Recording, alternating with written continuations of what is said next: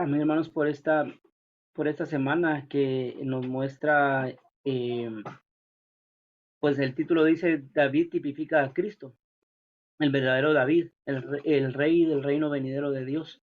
Esta semana nos hace la tipología de David con Cristo y menciona varios aspectos de cómo, pues, la prefigura de David con respecto a Cristo. Y en el primer día, pues, nos habla de algo muy importante, ¿verdad? Y es de que realmente cuando vemos que David entra y toma algunos panes de la presencia del Señor y pues le preguntan si era lícito comer, ¿verdad? Y eso lo tipifica cuando Jesús va con sus discípulos y pues en el día de reposo hace algo similar. Entonces, en esta tipología vemos que David pues está anunciando a Cristo, pero lo tipifica de tal manera que así como David tuvo seguidores, también Cristo pues tuvo seguidores y estos seguidores hacían lo que él les decía y lo que él hacía, ¿verdad? Entonces, ese es uno de los primeros tipos que menciona acá. Pero también menciona acá que en este caso implica el cambio dispensacional del sacerdocio al reinado. Y es que esto es lo que Cristo es. Él viene y es un sacerdote, pero hace el cambio generacional hacia el reinado, ¿verdad? E introduce el reino, que esa es una de las, digamos, del centro de esta semana, ¿verdad? Cómo es que este Cristo puede introducir el reino, ¿verdad? Entonces ahí lo tipifica. Luego también el día 2, pues habla las palabras del Salmo 22:1, donde dice, Dios mío, ¿por qué me has desamparado? ¿Por qué estás tan lejos de salvarme, tan lejos de las palabras de mis gemidos? Entonces habla también la tipología que en los días de su carne, pues después de que él rogó y suplicó, él tuvo que sufrir, Jesús tuvo que sufrir. Entonces vemos acá también la tipología de Cristo con respecto al sufrimiento que él pudo tener. Y recordando la historia de David, vemos cómo él, pues el rey Saúl se ensañó contra él y quería matarlo. Y realmente la historia de Jesús es esa, ¿verdad? Es una historia donde pues quieren matarlo, pero es una historia de mucho sufrimiento. Estos sufrimientos, estos padecimientos que Cristo pues tuvo, ¿verdad? A causa del vituperio y el desprecio y todo lo que le hicieron los hombres. Realmente no solo estaba escrito, o sea, se sabía que iba a pasar, pero describe cabalmente la situación que Cristo padeció y que definitivamente David también la pasó, ¿verdad? Y describe cabalmente el tipo de vida que Jesús llevaba. Entonces, alabado sea el Señor porque este es otro tipo de lo que Jesús estaba haciendo, ¿verdad? Como el verdadero David. También el día 3 habla acerca de Salmo 110, donde dice, Jehová dice a mi Señor, siéntate a mi diestra hasta que ponga a tus enemigos por estrado de tus pies. Que Jehová extenderá desde Sión el cetro de tu poder y rige en medio de tus enemigos. Tu pueblo se ofrecerá voluntariamente en el día de tu guerra, en el resplandor de su consagración, y tus jóvenes serán como el rocío desde el seno de la aurora. Entonces aquí hay otra tipificación de Cristo, porque en realidad David tenía muchos enemigos y David escribe muchos salmos acerca de cómo él sufría a causa de esos enemigos y a causa de aquellos que querían prender su alma y cómo se afligió su alma una y otra vez, pero la promesa era que su Dios iba a poner a sus enemigos al estrado de sus pies.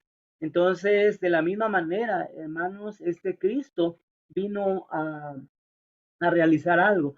Y es que él, como el verdadero David, vino y puso a sus enemigos debajo del estrado de sus pies. Entonces, él salió victorioso, ¿verdad? Él venció a estos enemigos y él prácticamente estableció un trono y estableció un reino, que este reino pues tiene que ver con el resplandor de Dios. Entonces, esa es la otra tipología. Y luego disfrutaba mucho en el día 4 acerca del pastoreo, porque David ciertamente él apacentaba ovejas. Entonces, cuando Dios pues le habla a él, lo que le dice es que él va a ser un pastor para el pueblo de Dios y de que va a apacentar a las ovejas de Dios. Entonces, Pero dice acá en Jeremías 39, pero servirán a Jehová su Dios y a David su rey, a quien yo los levantaré. Entonces hace la tipología y la analogía acá de que David, a través de ser un pastor, él pudo cuidar al pueblo de Dios, pero que Cristo viene y él con su reino viene a fin de cuidar a este pueblo, a fin de gobernarlo, al fin de pastorearlo, pero realmente también este pastoreo tiene que ver con la entrada a la tierra. Entonces, hermanos, alabado sea el Señor porque este Cristo es el verdadero pastor de todo su pueblo. Al final, este pastor realmente será alguien que pues las naciones lo van a reconocer y van a reconocer a Jehová todas las naciones, que eso es algo que me impresionó mucho porque al final él va a lograr todas las cosas. Y luego en el día 5 y el día 6 nos hablan acerca de la introducción del reino. Conocemos la historia de que David vino bueno, empezó desde Saúl, digamos, cómo el reino iba a ser introducido, pero David es aquel que corresponde al corazón de Dios en cuanto a la entrada del reino. Y este Cristo maravilloso trae el reino. Y me impresionaba algo, y es de que realmente el Señor no anhela otra cosa más que establecer su reino aquí en la tierra. Él anhela su reino porque con este reino establecido él puede llevar a cabo su propósito. Y también el día 6, el último día, nos habla algo acerca de eso, que es el establecimiento del tabernáculo, ¿verdad? Porque definitivamente David quiso construir el tabernáculo, pero debido al pecado que él tuvo ya no pudo entrar en esta edificación. Pero este Cristo maravilloso, él puede llevar a cabo la edificación del tabernáculo de Dios. Y algo que también dice acá es que en el caso de David, su reino incluía a la familia real, pero en el caso de este Cristo, la familia real es la iglesia y viene a estar tipificada por este Cristo porque él es el verdadero David que va a construir el templo de Dios, el tabernáculo de Dios y va a establecer el reino de Dios. Entonces, alabado sea el Señor, hermanos, porque todo lo que un día fue la figura, realmente Cristo lo vino a cumplir y Él traerá nuevamente al Señor a la tierra completamente, ¿verdad? Porque ese es lo que Él prometió por lo que Él hizo en la tierra a través de su encarnación y luego su victoria en la resurrección y en la ascensión. Amén. El Evangelio de Lucas nos habla acerca del Salvador hombre y de una persona que está cerca de nosotros, que no solamente conoce nuestra condición, sino que de alguna manera ha experimentado la condición de un hombre. Y el Señor en este Evangelio nos muestra no solamente cómo Él tiene un cuidado tierno hacia nosotros, sino cómo nosotros debemos tener un cuidado tierno para con los demás hermanos.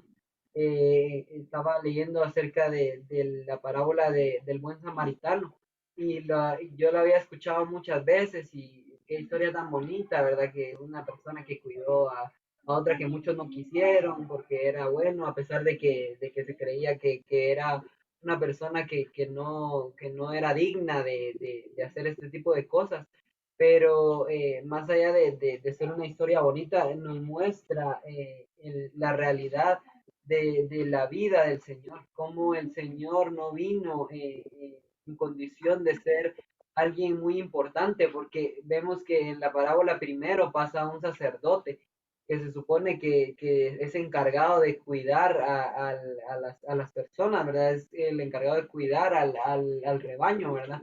Pero esta persona pasó de largo y hizo como que no estaba. Luego pasó un levita que explicaba acá que este levita tipifica a alguien que está cerca de la adoración a Dios, que ayuda a que el pueblo adore a Dios. Sin embargo, cuando vio, no quiso ayudarlo, ¿verdad? Sin embargo, ese samaritano lo ayudó y lo cuidó.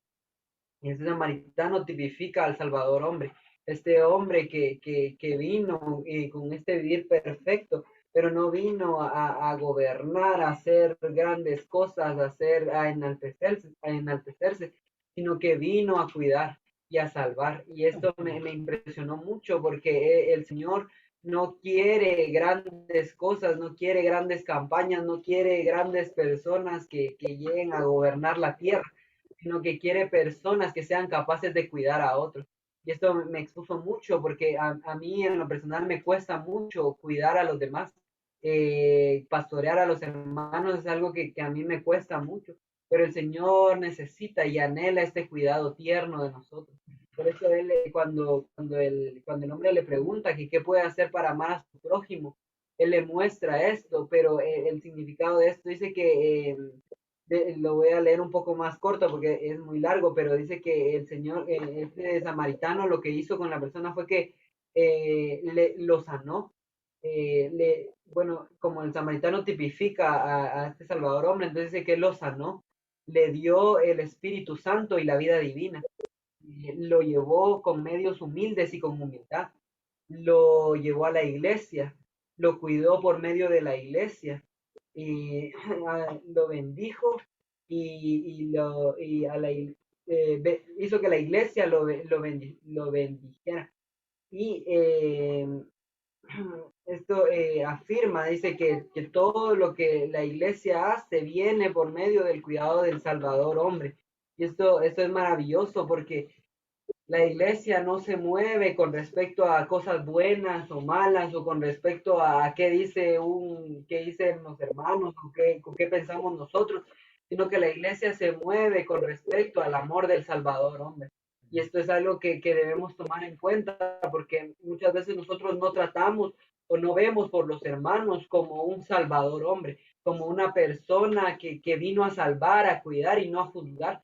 Es muy fácil para nosotros cuando algún hermano comete un error, decir, ay, no, y se hace llamar hermano o va a las reuniones y actúa de esta manera. Pero el Salvador hombre no actúa de esta manera, sino que el Salvador hombre cuida.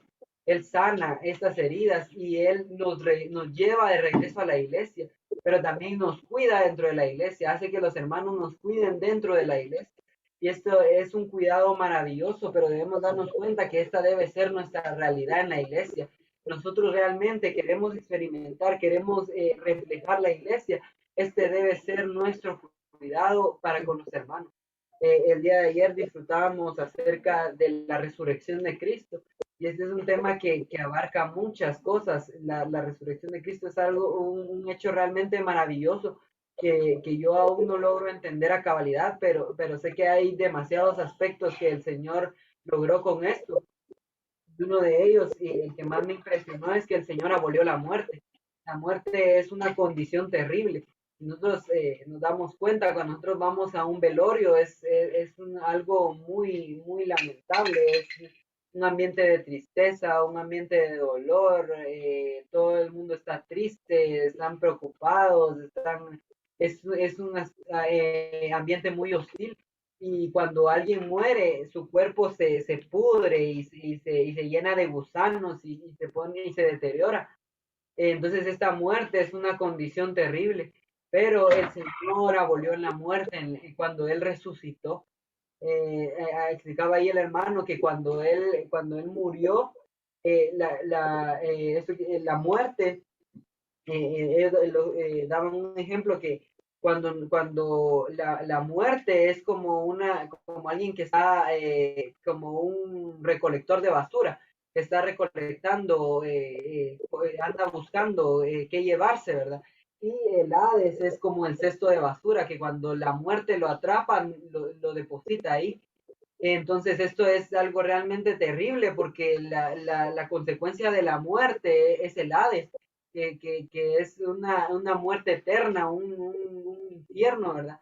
Pero el Señor no fue la excepción. La muerte lo andaba buscando y de alguna manera lo encontró. Cuando Él va a la cruz, esta muerte lo encontró.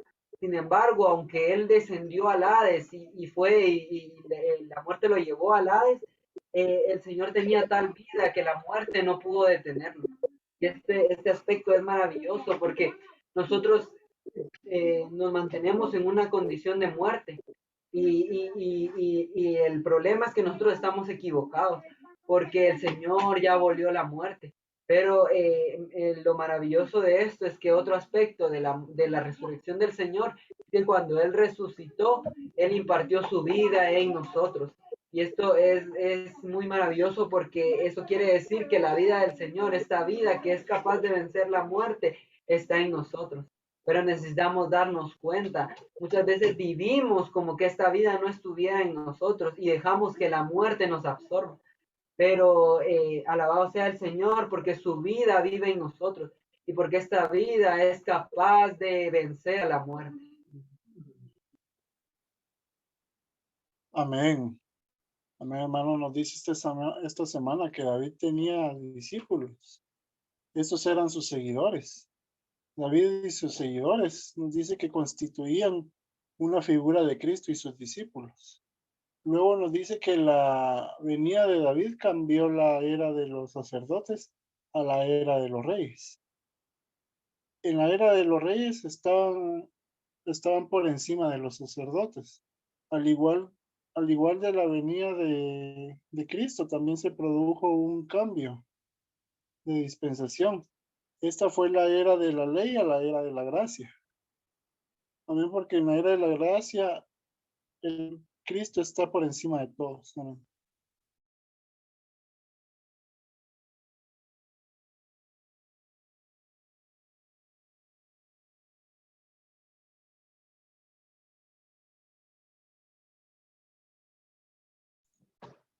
Hermano, ¿puedo participar?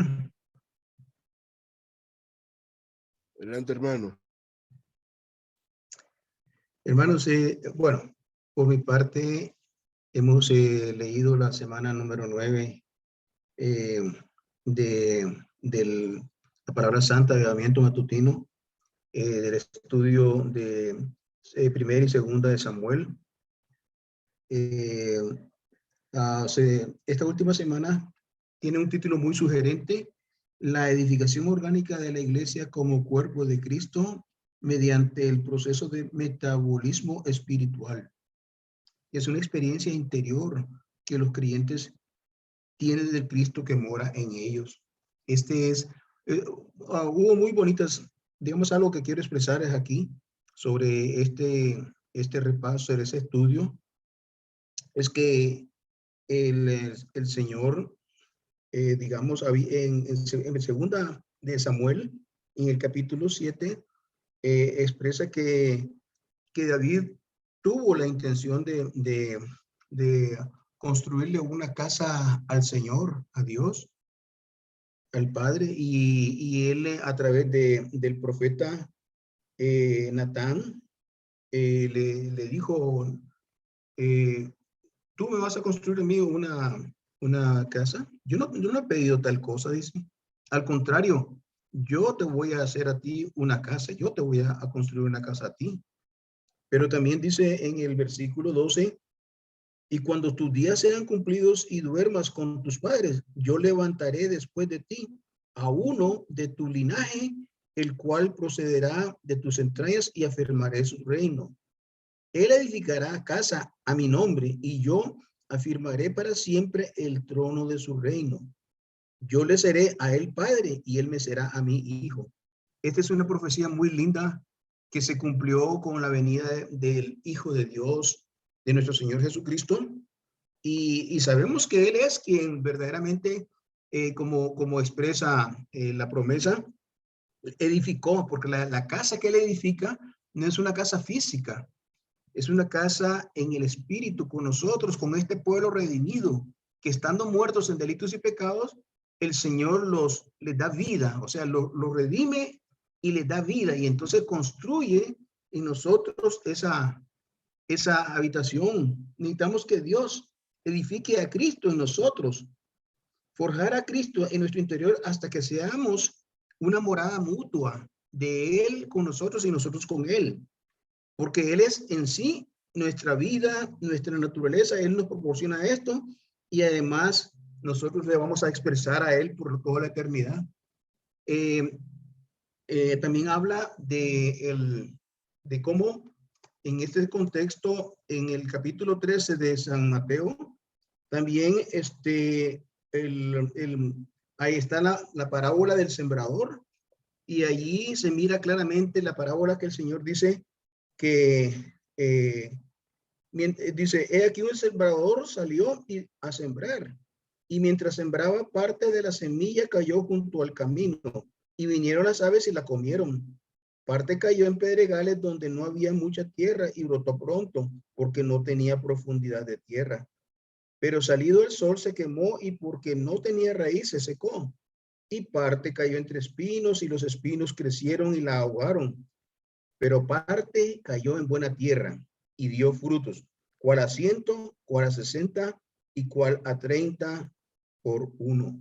Este es muy interesante, porque el Señor en sí, él es como la semilla de vida que bajó el cielo, pero que él es la semilla que se sembró en nosotros. Nosotros somos la tierra. En realidad, nosotros, a la tierra representa nuestro corazón, hermanos. El corazón de los hombres el corazón está compuesto de la conciencia, más la mente, más los sentidos, más la voluntad. Es el alma. O sea que el alma con la conciencia es nuestro corazón. Entonces el Señor quiere hacer casa en nuestro corazón. Él quiere que esa semilla que es Él, nosotros le recibamos, nosotros no abramos, porque la semilla necesita dar fruto. O sea, la semilla no solamente para que quede dentro de la tierra, no, cuando está dentro de la tierra, esa semilla da fruto, es decir, perdón, crece, o sea, se convierte en un árbol, se convierte en árbol. En este caso, la semilla del Señor es el árbol de vida que necesita desarrollar sus raíces y luego hacia arriba para dar frutos. Y también esta parábola 13 habla de dar frutos al 30, al 60 y al 100. Pero entonces, ¿cómo hacemos nosotros para poder abrirnos hacia el Señor, para que Él pueda dar fruto? Bueno, entonces esa es parte de nosotros, porque hay quienes no van a permanecer en su alma, van a permanecer en su alma, no van a abrir, no se van a abrir para que el Señor nos transforme, para que el Señor tome de esos ingredientes especiales que puso en nosotros, porque Él nos ha puesto, hermano. Cada uno de nosotros tiene un ingrediente especial que Él necesita para desarrollarse, porque Él es todopoderoso en sí mismo, pero Él necesita incrustarse en esta tierra, en nosotros, y nosotros no somos tipos de suelos diferentes. Muchos van a dar fruto al 30 o están llamados a dar al 30 porque no van a poder más. Otros van a dar a 60 y otros van a dar a 100. Hay quienes son muy fructíferos, hay otros que son menos, pero en realidad con que dé fruto es suficiente, no importa 30, 60 o 100. Pero este es algo que depende de cuánto se abra el hermano hacia el Señor.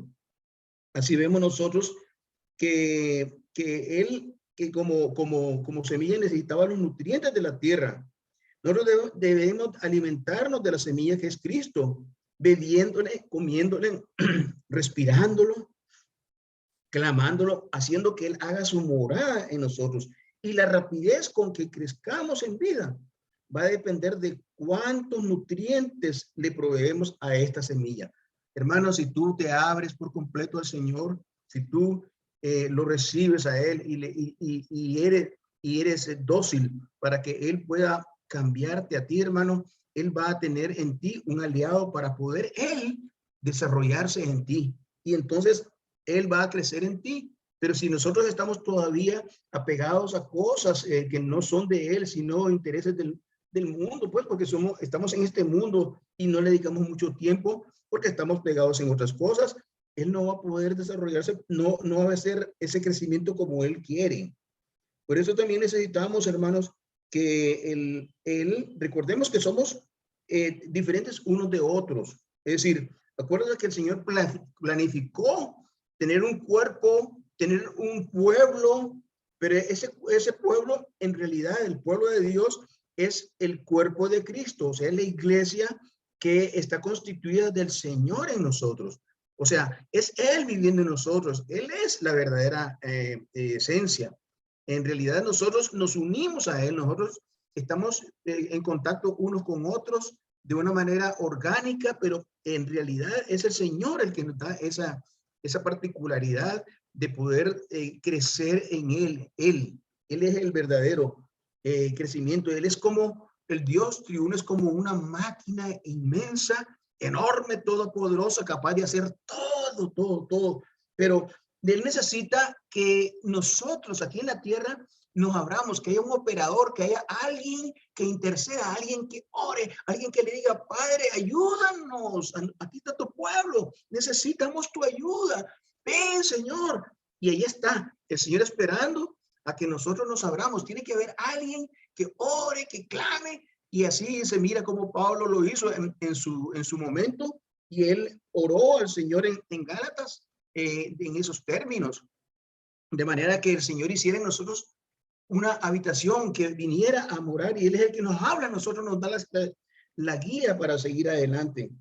Entonces, hermanos, cuando nosotros oramos que se haga su voluntad, oh, qué bueno, el Señor tendrá como un canal abierto, y entonces Él va a poder orar, Él va a poder trabajar en la iglesia, primero individualmente y luego colectivamente en la iglesia, porque lo que quiere es transformarnos a nosotros como la iglesia, para llevarnos a la Nueva Jerusalén, o sea, a hacer un cuerpo de Cristo, en el cual la cabeza es Cristo, pero un cuerpo totalmente entregado, sin nada del mundo, sin nada de la carne, sin nada del diablo, sin nada de nada, más que de Él, lleno de Él. Entonces, Él necesita eso para poder glorificar nuestro cuerpo en el momento oportuno, y entonces seremos tal como los ángeles, seremos el Señor mismo, le miraremos a Él cara a cara, será Él nuestra delicia, y Él habrá crecido en nosotros todo lo que Él ha deseado de nosotros, hermanos. Cada uno de nosotros tiene una especialidad, tiene una función dentro del cuerpo. Unos son manos, otros son pies, otros son algo, pero somos algo del cuerpo que necesita el Señor que crezca, porque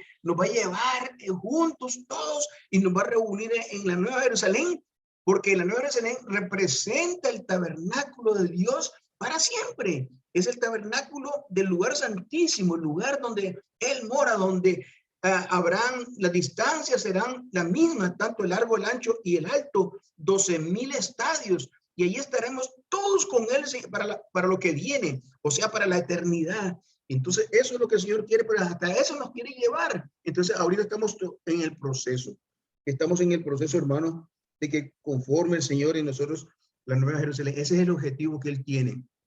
Y por lo tanto, necesitamos abrirnos. Y eso fue muy bonito, digamos, todo lo que yo pude disfrutar en esta semana, de esta semana número 9.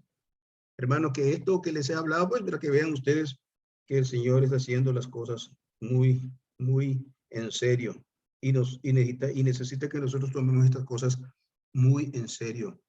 Oh Señor Jesús, te alabamos. Amén. Amén.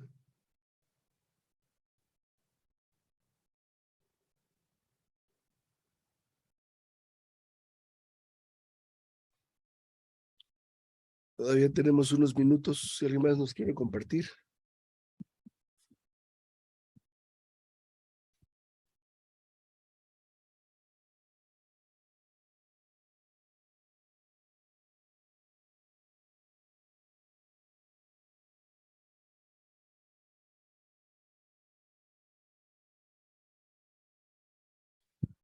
Amén. Por razones de este mal, me voy a abstener esta mañana de compartir un poco. Me duele mucho la garganta.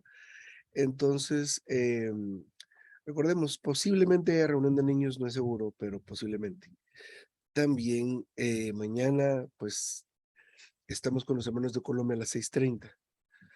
Así que, amén, hermanos y hermanas, hermano Eduardo, que el Señor le bendiga, hermana Elena, hermano Isaí, familia Joc Cruz, ahí todos, hermano Mario y hermana Paula, Carolina, Dios te guarde. Ahorita también, tengan buena tarde.